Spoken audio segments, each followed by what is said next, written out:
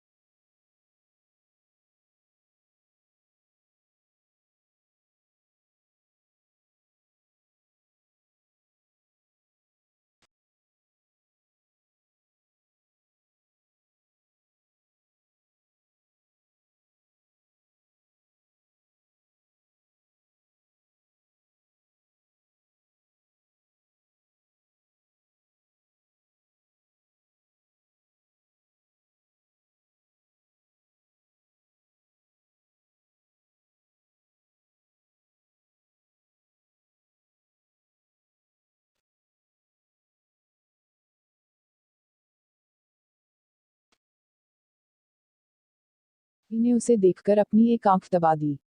रश्मि की इस हरकत से उसे जोर का झटका लगा और वो पूरे रास्ते यही सोचता गया कि गौतम जी की शादी गलत लड़की से हो गई है। बताओ, 2 दिन हुए शादी को और वो पराए मर्द को ना सिर्फ छू रही हैं बल्कि आंख भी मार रही है। छी छी, घोर कलयुग आ गया है। एक दिन जब गौतम ऑफिस गया हुआ था तो कपड़े लेने के लिए धोबी उनके घर आया। धोबी, मालकिन आपने कपड़े निकाल कर रखे हैं ना। कपड़े निकालकर रश्मि ने ये बात इस अंदाज में कही कि धोबी रमनलाल झेप गया। धोबी जब कपड़े लेकर जाने लगा तो रश्मि ने उसे देखकर भी आंख मार दी। रमनलाल के जहन में भी वही सब चलने लगा जो दूध वाले पंकज के जहन में चल रहा था। रश्मि का ये बर्ताव धीरे धीरे मोहल्ले वालों के बीच चर्चा का विषय बन गया था। एक दिन जब गौतम ऑफिस से घर लौटा तो सोसाइटी के गेट पर खड़े गार्ड ने उससे कहा, गार्ड राम राम साहब। गौतम राम राम भाई, राम राम जी। गार्ड साहब वो मुझे आपसे कुछ कहना था। गौतम तुम्हें फिर से पैसा चाहिए। गार्ड अरे नहीं साहब कुछ और बात है। उसके बाद गार्ड ने गौतम से जो कहा उसे सुनकर गौतम का पारा 7वें आसमान पर पहुंच गया। गौतम तुम पागल तो नहीं हो गए या होश खो दिए अपने। तुम्हें पता भी है तुम मेरी पत्नी के बारे में क्या कह रहे हो। गार्ड साहब मैं झूठ नहीं बोल रहा हूँ। आप जब ऑफिस चले जाते हैं तो मेम साहब हर दिन मुझे बुलाती है। कभी मेरा हाथ पकड़ती है और कभी आंख मारती है। गौतम देखो तुम बर्दाश्त की सीमा मत लांघो नहीं तो तुम्हारी शिकायत मैं सोसाइटी में कर दूंगा। तुम्हारी नौकरी चली जाएगी। यह कहकर गौतम वहां से निकल गया। लेकिन कुछ दिनों बाद जब दूध वाले और धोबी ने यही बात गौतम से कही तो वह सोचने पर मजबूर हो गया। गौतम मन में यह सब लोग रश्मि के बारे में ऐसी बातें क्यों कर रहे हैं। मुझे तो कहा कि उसने मन्नत मांगी है। मुझे छूने तक से मना कर दिया और गैर मर्दों को वो आंखें मार रही है। मेरी गैरहाजिरी में उन्हें घर बुला रही है। नहीं नहीं ऐसा नहीं हो सकता है। लोग झूठ बोल रहे हैं। लेकिन सभी लोग झूठ क्यों बोलेंगे। क्या करूं मैं। रश्मि से बात करूं क्या। नहीं नहीं उसे बुरा लग गया तो। गौतम रश्मि से प्यार करता था इसलिए उसने लोगों की बातों पर कोई ध्यान नहीं दिया। लेकिन एक बात जो उसने महसूस की वो ये थी कि रश्मि किसी से घंटों फोन पर बातें करती रहती है। एक बार जब उसने उससे पूछा कि वो किससे बातें कर रही थी तो उसने कहा, यहाँ पर फोन पर बात करने में भी कोई पाबंदी है क्या। गौतम पाबंदी नहीं तो कोई पाबंदी नहीं। रश्मि मैं अपनी दोस्त से बातें कर रही हूँ। शर्मिला नाम है उसका। हम बेस्ट फ्रेंड है। लेकिन मेरी शादी हो गई यहाँ दिल्ली में और वो शादी करके दुबई चली गई। अब हमारा मिलना जुलना ज्यादा संभव तो है नहीं इसलिए हम फोन पर ही बातें करते हैं। आपको यकीन नहीं हो रहा है तो ये लीजिए फोन और मेरी दोस्त से बात करिए। ये कहकर रश्मि ने मोबाइल गौतम की ओर बढ़ा दिया। गौतम ने अपना सिर झुकाकर रश्मि की बात मान ली। वो मन ही मन बहुत दुखी भी हुआ कि उसने अपनी पत्नी पर शक किया। गौतम, क्या हो गया है मुझे? मैं अपनी पत्नी पर शक कर रहा हूँ। उस पत्नी पर जिस बेचारी ने मेरी लंबी उम्र के लिए मन्नत मांगी है। मैं बहुत ही बुरा आदमी हूँ यार, बहुत बुरा। वो बेचारी अपना सब कुछ छोड़कर मेरे पास आई है और मैं उसके साथ ऐसा बर्ताव कर रहा हूँ, शक कर रहा हूँ उस पर। उसने अपनी पत्नी से माफी मांगी। एक रात की बात है। गौतम गहरी नींद में था तभी रश्मि बिस्तर से उठी और दूसरे कमरे में जाकर फोन पर बातें करने लगी।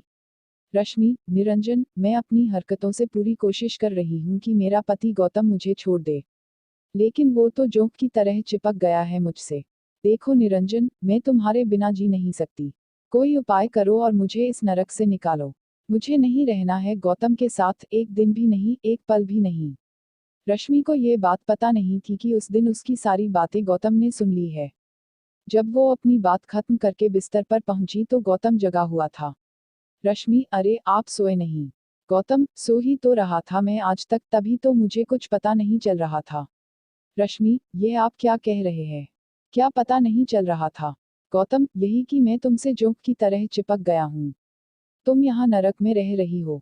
रश्मि, ये सब आप क्या कह रहे हैं? मेरी कुछ समझ में नहीं आ रहा है। गौतम, रश्मि, अब तो सच बोल दो।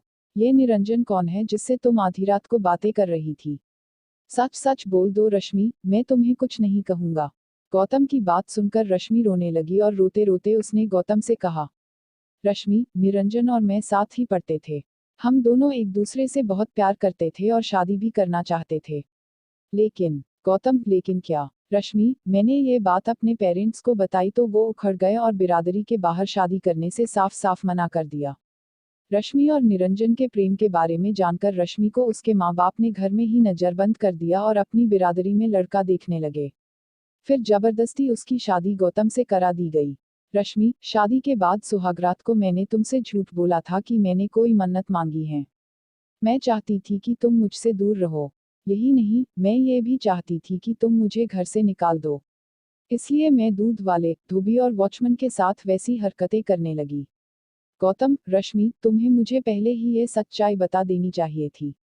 रश्मि, मैं चाहती थी बताना, लेकिन तुम मुझे इतना प्यार करते हो कि मेरी हिम्मत नहीं हुई तुमसे कुछ कहने की। गौतम, रश्मि, फिक्र मत करो, मैं निरंजन से तुम्हारी शादी कराऊंगा। रश्मि तो यही चाहती थी, लेकिन अगले दिन रश्मि के साथ ऐसा हादसा हुआ जिससे सब कुछ बदल गया। उस दिन रश्मि निरंजन को फोन करके यह खुशखबरी दे रही थी तभी उसके घर का झूमर खुलकर उसके ऊपर गिर गया। रश्मि लहूलुहान हो गई। जब गौतम ने रश्मि की यह हालत देखी तो तुरंत अस्पताल ले पहुंचा। डॉक्टर, आपकी पत्नी का खून बहुत बह गया है। इन्हें आईसीयू में एडमिट करना होगा। खून बहुत बह गया था इसलिए डॉक्टरों को उसे ब्लड चढ़ाना पड़ा। ब्लड गौतम ने ही दिया था। पूरे 1 महीने तक रश्मि अस्पताल में रही। इस बीच गौतम ने एक बच्चे की तरह उसका ध्यान रखा। उसे टाइम पर दवा देना, खिलाना पिलाना, जब तक वह सो नहीं जाती उसके सिरहाने बैठे रहना। 1 महीने बाद जब वह पूरी तरह ठीक होकर घर आ गई तो गौतम बोला, गौतम, रश्मि, तुम अब पूरी तरह से ठीक हो गई हो, लेकिन तुम थोड़े दिन और आराम कर लो। उसके बाद तुम्हें जब भी निरंजन के पास जाना होगा प्लीज मुझे बोल देना, मैं तुम्हें छोड़ दूंगा। गौतम की बातों को सुनकर रश्मि की आंखें भर आई। रश्मि, गौतम, तुम मुझे छोड़ दोगे किसी गैर मर्द के पास? गौतम, गैर? निरंजन से तो तुम प्यार करती हो। रश्मि, प्यार करती थी। वह मेरा पास्ट है और तुम मेरा फ्यूचर। 7 फेरे लिए हैं मैंने तुम्हारे साथ।